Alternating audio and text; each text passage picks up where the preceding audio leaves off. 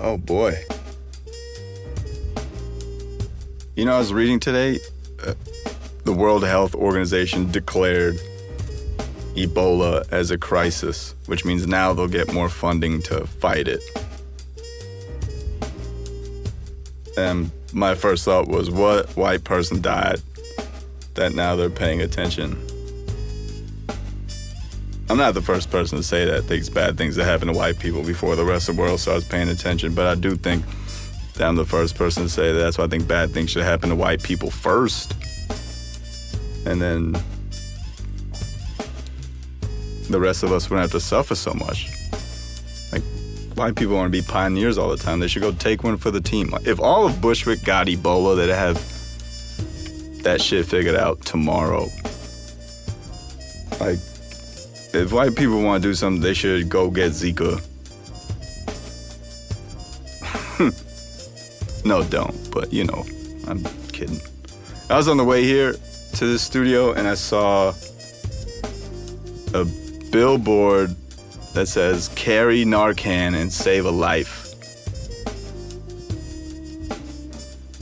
That for heroin overdoses. They want regular citizens to carry heroin overdose survival kits.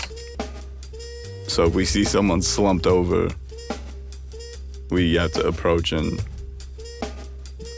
give them nasal spray.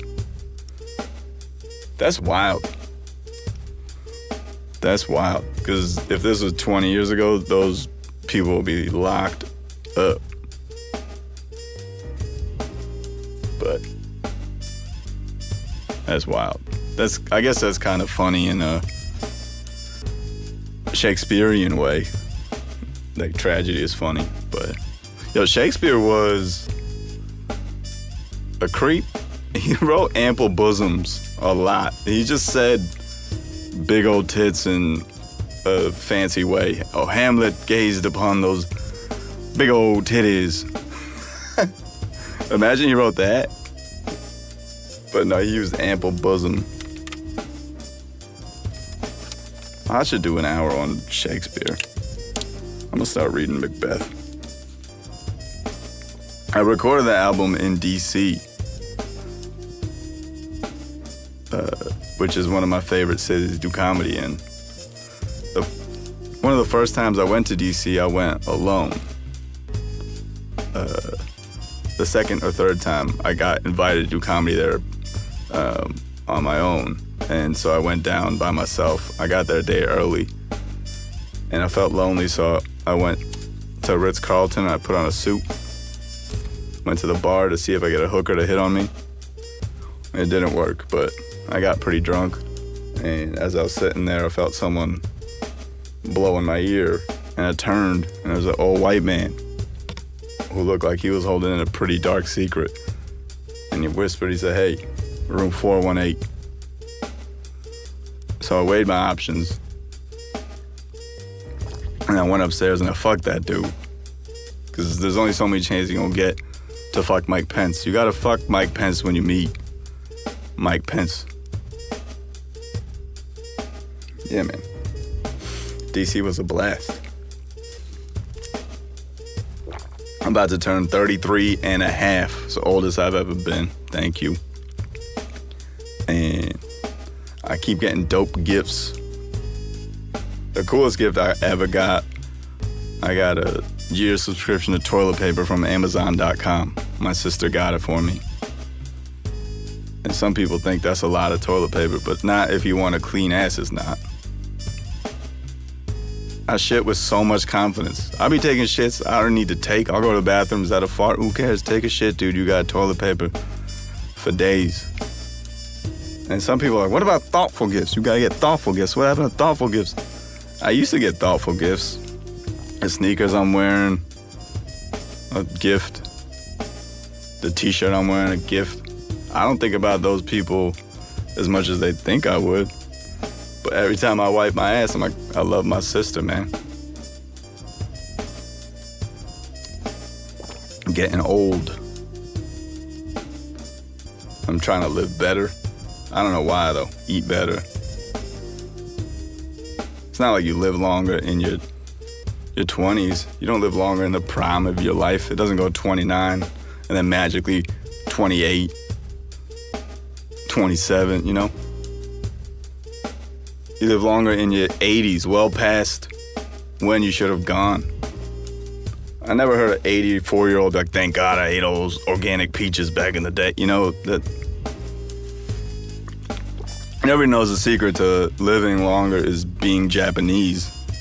And they don't have the science for that yet. I knew I was getting old when the Caitlyn Jenner story happened and everyone called her a hero, and I was that. You ever get mad with a specific word? That's how you know you're old. You pick fights over words, like one word, semantics. Hero, though, to me means you represent people, you know? I don't know who Caitlyn Jenner represents. Like, Cricket Nimmons is a hero. You know about Cricket Nimmons? Cricket Nimmons was the first person to use Medicaid or Medicare to undergo transgender surgery. They went from being a black male to a black female. That's a hero. Caitlyn Jenner went from being a millionaire old white dude to a millionaire old white lady. That's a lateral move. She went from being the first easiest thing you could be in this country to the second easiest thing you could be in this country. And the third, obviously, is an old white lady's dog, but they don't have the science for that yet. I think what happened was Bruce caused a car accident in which he killed an old white lady, and the judge was like, I'm going to allow you your white privilege, but you took an old white lady out of this world, you're going to bring one back. Justice? That's how I knew I was old. New York makes you old super fast. New York ages you. There's so much noise and stuff you have no control over. I was on a train here.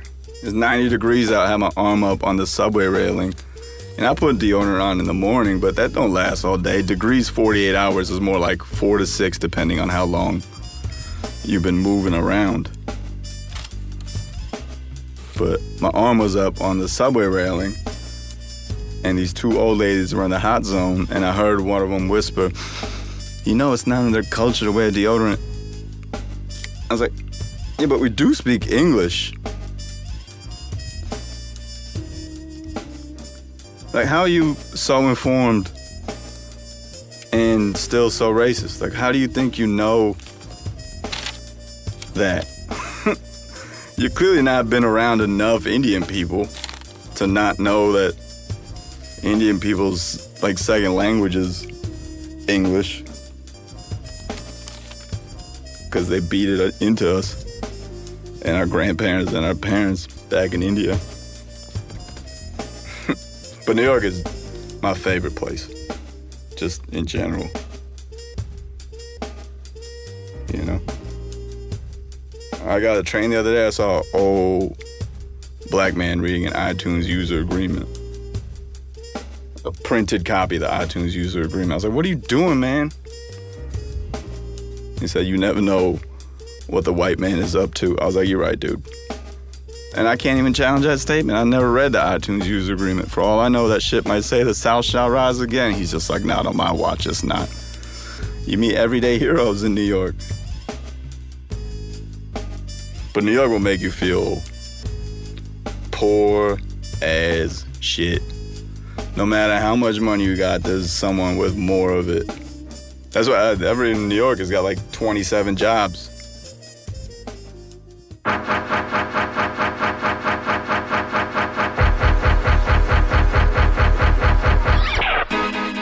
It's 2019, New York City, the gig economy.